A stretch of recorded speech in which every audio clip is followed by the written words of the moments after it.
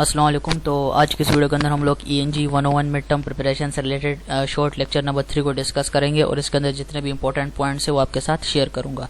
तो lesson number 3 reading for main idea, इसके अंदर हमारे पास जो कुछ इंपॉर्टेंट लाइन्स है, सबसे पहली जो इंपॉर्टेंट लाइन हमारे पास लिखी गई है तो हमारे पास है your ability to read English rapidly and accurately depends upon purposeful practice. तो ये एक इंपॉर्टेंट MCQ है। यहाँ से आपसे MCQ पूछा जा सकता है कि भाई जो आप इंग्लिश रीड करते हो तेजी से और ज्यादा सही तरीके से जो इंग्लिश बोल रहे हो, ये तमाम की तमाम चीजें, ये एबिलिटी किस चीज के ऊपर डिपेंड करती है, तो आपको पता होना चाहिए। इसका करेक्ट आंसर होगा पर्पसफुल प्रैक्टिस, यानी ये पर्पसफुल प्रैक्टिस के ऊपर ही तमाम की तमाम चीजें डिपेंड करती है। इंग्लिश का अच्छे से बोलना, जल्दी से बोलना, ये पर्पसफुल प्रैक्टिस के ऊपर ही डिपेंड करती है।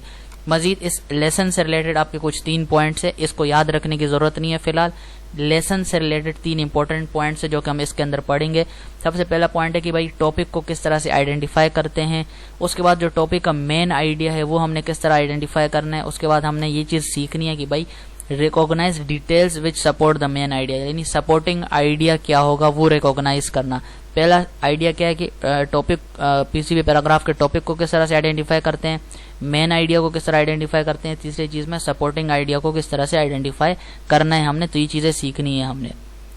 तो सबसे पहली जो चीज यहाँ पर लिखी हुई है कि a good reader is quickly able to identify the topic of a paragraph. तो पिछली वीडियो के अंदर मैंने आपके साथ एक चीज शेयर की थी कि भाई पैराग्राफ से जो पढ़ना चाह रहे हैं वो पढ़ लो।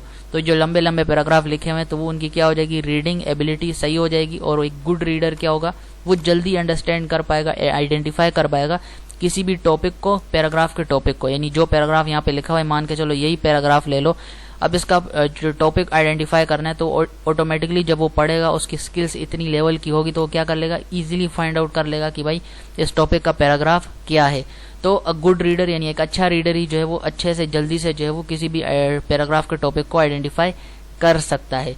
आपसे क्वेश्चन पूछा जा सकता है या MCQ पूछा जा सकता है, आपसे बोलेंगे एज इट इज लिख देंगे भाई what is the topic of a paragraph, यानी पैराग्राफ का टॉपिक क्या होता है। तो आपको पता होना चाहिए हमारे पास क्या होता है, ये सब्जेक्ट होता है पूरे के पूरे पैराग्राफ का। ये एज इट इज आपने पॉइंट रट लेना है कि भाई टॉपिक ऑफ अ पैराग्राफ क्या होता है। तो ये हमारे पास सब्जेक्ट होता है पूरे के पूरे पैराग्राफ का। और इसको हम यूजुअली एक्सप्रेस किस तरह से करते हैं, एक वर्ड में, इन अ वर्ड और टू, यानी 1-2 वर्ड में हम इसको यूजुअली एक्सप्रेस करते हैं। किसको, पैराग्राफ के टॉपिक को हम किस तरह एक्सप्रेस करते हैं, इन अ वर्ड और टू, यानी 1 वर्ड या 2 वर्ड के अंदर हम इसको एक्सप्रेस करते हैं।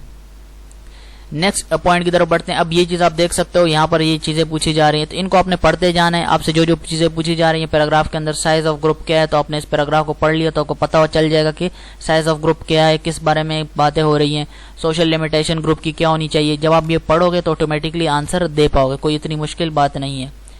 नेक्स्ट की तरफ बढ़ते हैं और नेक्स्ट टॉपिक हमारे पास ये तमाम के तमाम पैराग्राफ्स ही लिखे हुए हैं। अब यहाँ पर एक इंपॉर्टेंट पॉइंट लिखा हुआ है कि भाई before we end the lesson, यानी इस लेसन को खत्म करने से पहले आपने कुछ चीजें याद रख लेनी है जो हमने इस लेसन के अंदर पढ़ी कि भाई in today's lesson you have learn 3 important skill, यानी 3 इंपॉर्टेंट स्किल है।